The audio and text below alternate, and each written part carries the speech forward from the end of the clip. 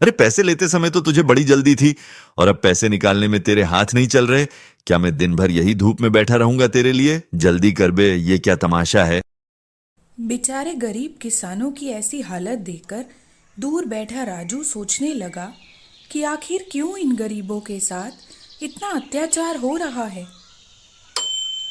राजू का मन बेचैन हो उठा और दूर बैठकर वह उन किसानों को देख रहा था। साधनपुर नाम के इस छोटे से गांव में राजू और चिंटू दो भाई काम की तलाश में भटक रहे थे। दोपहर हो चुकी थी। दोनों थककर एक पेड़ के नीचे बैठ गए। धूप तेज थी। पसीने से तरबदर दोनों की आंखों में भूख और थकान साफ झलक रही थी। तभी उनकी नजर सामने खड़े कुछ लोगों पर पड़ी। वे लोग सेठ के पास पैसे दे रहे थे, मगर सेठ उनके साथ बुरी तरह से बर्ताव कर रहा था। तभी चिंटू ने राजू से पूछा, क्यों भाई, पैसे लेकर भी सेठ इनसे ऐसा बर्ताव क्यों कर रहा है?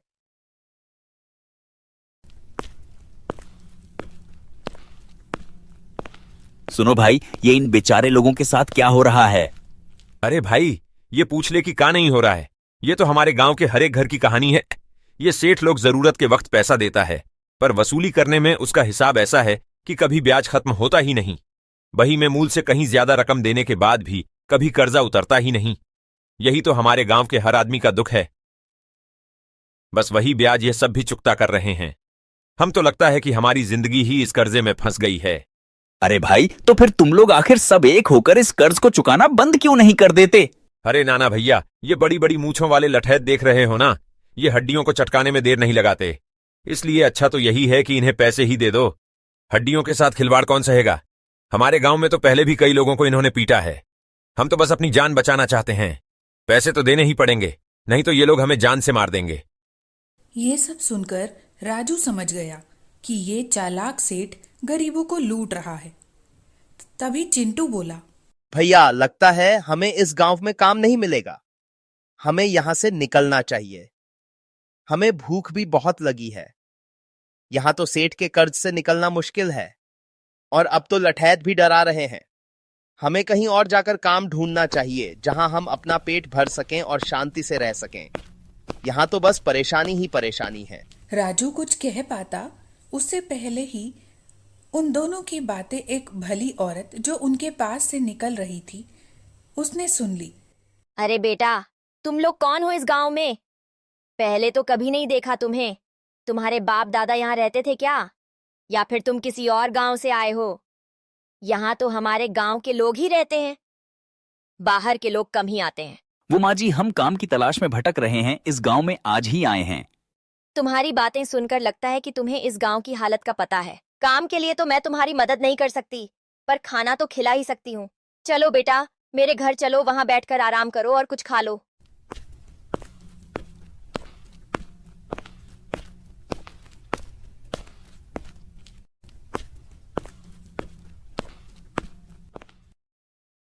बेटी रेखा, जल्दी से इन दोनों के लिए तू खाना लगा दे।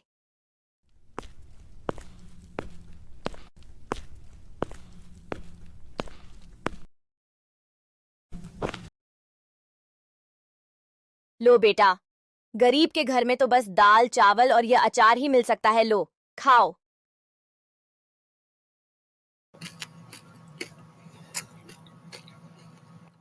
अरे वाह माँ जी, यह मूली का अचार तो बहुत स्वाद है। बिल्कुल मेरी माँ के हाथ का स्वाद आ रहा है इसमें। अब ये सुनकर रेखा और उसकी माँ दोनों फूट फूट कर रोने लगे, क्योंकि ये अचार रेखा के भाई को भी बहुत पसंद था।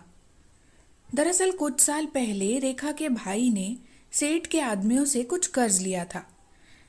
उसके बाद पिता का देहांत हो गया, लेकिन भाई वो कर्ज चुका न पाया, जिसके चलते सेठ के लठैतों ने मार मार कर उस बच्चे की जान ले ली। जिसके बाद अब रेखा और उसकी माँ इस दुनिया में अकेले रह गए थे। और जैसे तैसे गांव में अपना गुजारा कर रहे थे। लेकिन ये सब सुनकर राजू से सहन नहीं हुआ। वो तिलमिला उठा। लगता है इस सेठ को सबक सिखाना पड़ेगा। न जाने कितने गरीब लोगों की जिंदगी इसने बर्बाद कर दी। अब इसे तो मैं सबक सिखाकर ही छोड़ूंगा।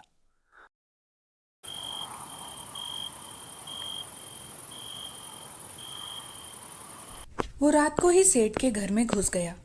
उसने देखा कि एक बड़े से बक्से के पास एक लठैत खड़ा हुआ है और उसके हाथ में बंदूक है। उसने किसी तरह घर के बाहर पत्थर मार के उसका ध्यान भटकाया और उसे वहां से भगाया। उसके बाद वो बक्सा लेकर वापस बालकनी के रास्ते घर से नीचे उतर आया।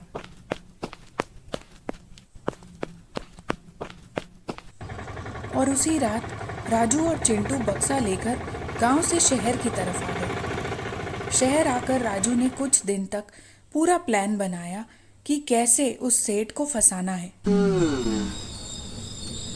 और कुछ महीने बाद एक साधु का रूप रख के दोनों राजू और चिंटू वापस उस गांव में गए।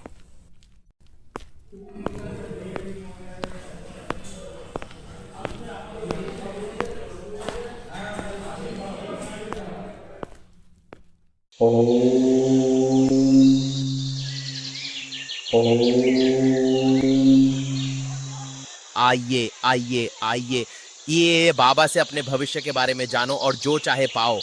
यह अंतर्यामी बाबा है, ये जो चाहोगे वो पाओगे। आइए आइए आइए। धीरे धीरे गांव के सभी लोग वहां आते और अपनी अपनी परेशानियों के बारे में बाबा से पूछते।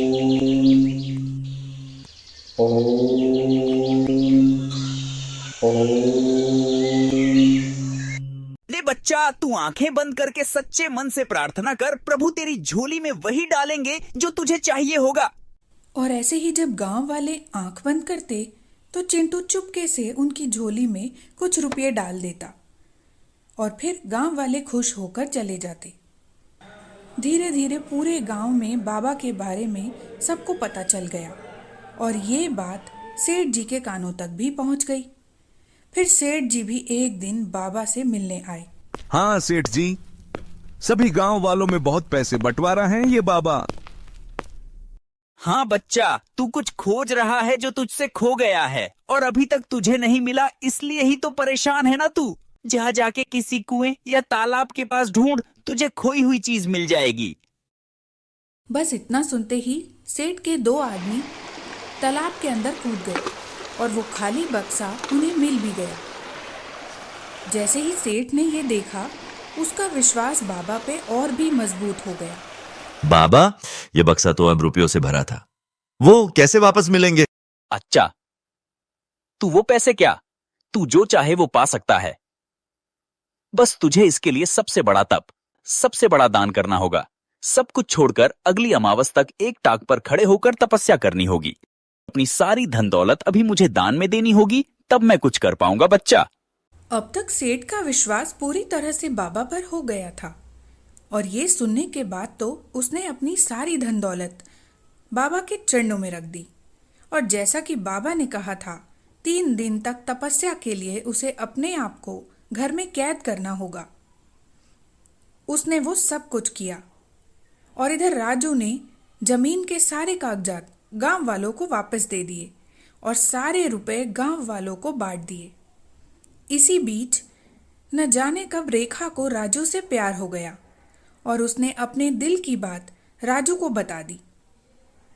फिर राजू हमेशा के लिए अपने भाई चिंटू, रेखा और अब उसकी माँ को लेकर शहर आ गया। और लालची सेठ सब कुछ पाकर भी सब कुछ खोकर अपने घर में कैद होकर सिर्फ और पैसों का इंतजार ही करता रह गया।